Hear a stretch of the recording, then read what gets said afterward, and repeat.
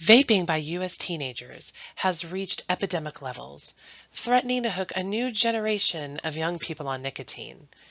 This parent presentation will educate you on the variety of e-cigs and how to talk to your teen about the dangers of vaping. Cigarette use is dropping while vaping is increasing. Surgeon General's office estimates that almost 9 out of 10 smokers began smoking before the age of 18. Vaping has increased nearly 80% among high schoolers and 50% among middle schoolers since last year. On average, 3.5 million kids are out there vaping. 1 in 5 middle school kids that have tried e-cigarettes also said that they have never tried traditional cigarettes. 63% of Juul users don't know that the product always contains nicotine. Did you know that a single Juul pod contains as much nicotine as a pack of 20 regular cigarettes? Each pod contains 59 milligrams of nicotine. Heavy users can go through a pod every 1 or 2 days. All right, let's talk about some flavored e-cigs. So 73% of high school students and 56% of middle school students who use tobacco products in the past 30 days reported using a flavored tobacco product. Mango and Cool Mint, those are the most popular. And just so you know, cinnamon is the most toxic. What is in the vape liquid? We know that the liquid contains at least 10 chemicals known to cause cancer and birth defects. E-cig vapor can contain cancer-causing formaldehyde at levels up to 15 times higher than regular cigarettes. And nicotine is so toxic that it can be used as a pesticide. The liquid nicotine that's sold in the cartridges for e-cigs can be lethal if ingested in amounts as small as 1 teaspoon. The U.S. Poison Control, they average about 129 calls per month. That's about 4 calls per day. The affected children that are ingesting this liquid, they are more than 5 times as likely to be admitted to the hospital, and they're 2.6 times more likely to experience a serious medical outcome. Also know that the heating coils and inhaling metal particles can put kids at risk for reactive airway diseases such as asthma and even emphysema. So who uses e-cigs? The highest at-risk groups are Caucasians, boys, and upperclassmen, but in reality, everyone is at risk. If you look at the amount of stress teenagers are going through, it's crazy. Their schedules are jam-packed with honors classes, their hobbies, their sport, band, dance. They don't take that time to really apply good self-care. So when having a kid who's on the brink of a breakdown, map out their weekly schedule. When spending time with teens, we can easily see that they feel overwhelmed and exhausted. So they're spending at least 40 hours a week in school. They're adding another 15, 20 hours in outside activities, and they're staying active 6 to 7 days a week. It kind of makes sense why kids are reverting to some sort of coping mechanisms. And as parents, we have to make sure that they find time for self-care to find a balance in their schedule. It won't matter what high school looks like on your resume, but if they're so burnt out and they're developing those unhealthy coping skills before they even head to college. So why are kids vaping? Flavors play a major role for why teens are even trying e-cigs. 88% of the state's high school students said they wouldn't even try an e-cig if they didn't come in a flavor like mint, candy, fruit, like mango. And the FDA is trying to ban all flavored e-cig products as a result of this. Another reason is stress relief. Teens, they like the immediate sense of relaxation that vaping can give them. Another reason might be weight loss. It's a new one that we've heard about recently, but nicotine is a stimulant, so it speeds up the metabolism and you burn more energy. So additionally, teens are replacing eating food with vaping. Concerns would really be if they get that desired weight loss, they're going to be less willing to give up vaping. The biggest concerns that we see is the majority of teens state that they get that buzz when they're vaping. But what happens when that vape no longer gets them that buzz and they move on to something else? So as a parent, these are the signs your teen may be vaping that you can be on the lookout for. So the liquid used for vaping causes the mouth to dry out, which can cause them to lose flavor with food. This is sometimes called vapor's tongue. So if you see your teen is reaching for the salt or enjoying unusually spicy foods, this may be a clue. Also, vaping does not only dry out the mouth, but it also dries out the nose. So if you are noticing that your teen having a dry mouth or reoccurring nosebleeds, you may have a teen that's vaping. In cases someone asks about the acne part, the reason smokers experience more acne than non-smokers is that nicotine is known to stimulate the cells which produce collagen. This makes your skin tighten, potentially trapping more dirt and grease, which can become acne. Vaping plus caffeine can cause anxiety and severe mood swings. Most users will decrease their caffeine intake to avoid these side effects as well. And vaping can damage the vital immune system cells, disabling important immune cells in the lungs and they're boosting in their inflammation.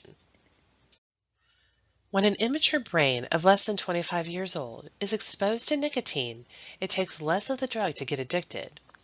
Nicotine addiction causes mild reductions in cognitive function in the prefrontal cortex, leading to poor decision making, reduced impulse control, increased mood disorders such as anxiety and depression. It only takes about 10 seconds for nicotine to reach your brain, so that nicotine is activating the same reward systems as other drugs such as cocaine. So nicotine entering the body, it causes the adrenal gland to release adrenaline. It also increases the level of neurotransmitters called dopamine. Nicotine alters the brain's threshold for addiction to other substances such as cannabis and cocaine. So what else could really be in that e-cig? 1 in every 3 high school students and 1 in every 4 middle school students have used pot in their vaping devices. So a dab is a highly concentrated form of marijuana. It's equal to about 10 joints.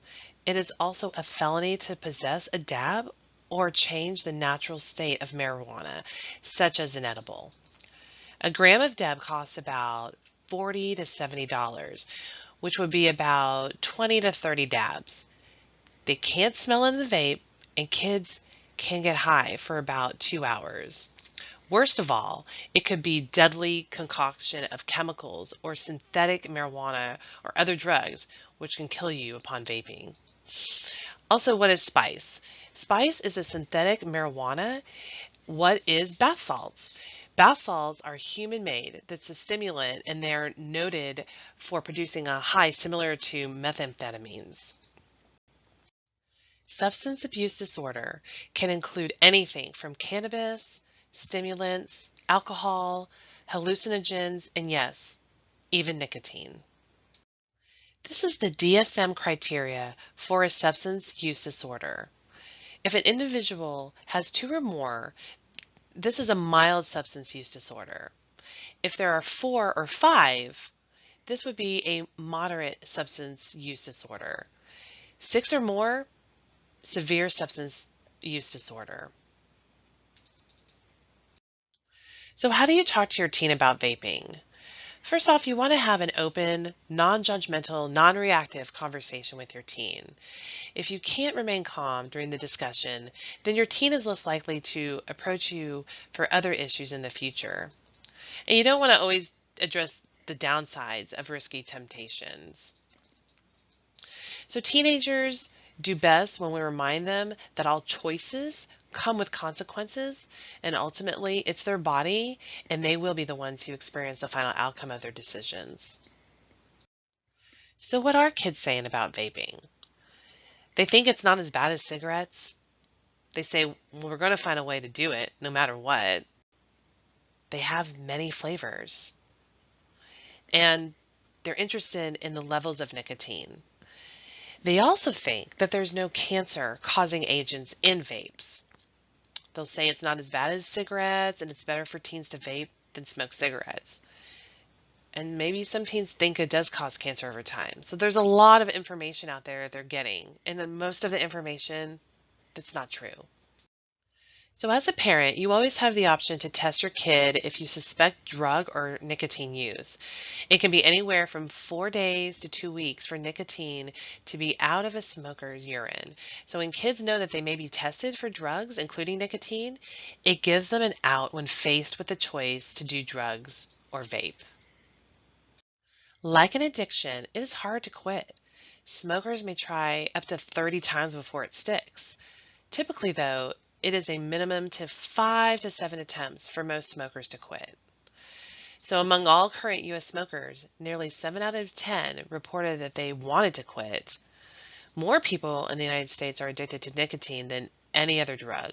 Research suggests that nicotine may be as addictive as heroin, cocaine, or even alcohol. And we have worked with adults who have had drug addiction to meth, who has actually said that giving up smoking was more difficult for them. That says a lot because it's everywhere. And as parents, we have to help out our teens. We have to show them the way to quit. So whether that's through counseling, medication, nicotine reduction programs, if you catch your child vaping, you'll need to wean them off slowly, bringing them down to a vape with 3% nicotine. A Juul is 5% nicotine. So normalizing their blood nicotine content to a lower dose is a big first step towards quitting. So once at 3%, then quitting altogether will be so much easier. E-cigs are prohibited on school property or school sanctioned activities, whether it's on or off property. Nicotine does not have to be in it for it to be a crime. Just having the device on campus is a crime. Beginning January 8th, second semester, the consequences for vaping at Geyer High School is as follows. The first offense will be 2 days of out-of-school suspension, in addition to 6 hours of mandatory tutorials, 8 hours Saturday school, and taking a psychoeducational class on vaping. Your second offense, you get 3 days OSS, 6 hours of mandatory tutorials again, in addition to the 8 hours of Saturday school, and you're going to have to go back to that psychoeducational class on vaping. On your third offense, you have a DAP conference. Thank you for being part of the solution to vaping on our campus. If you have any questions or concerns, feel free to contact the counselors or your administration team here at Geyer High School.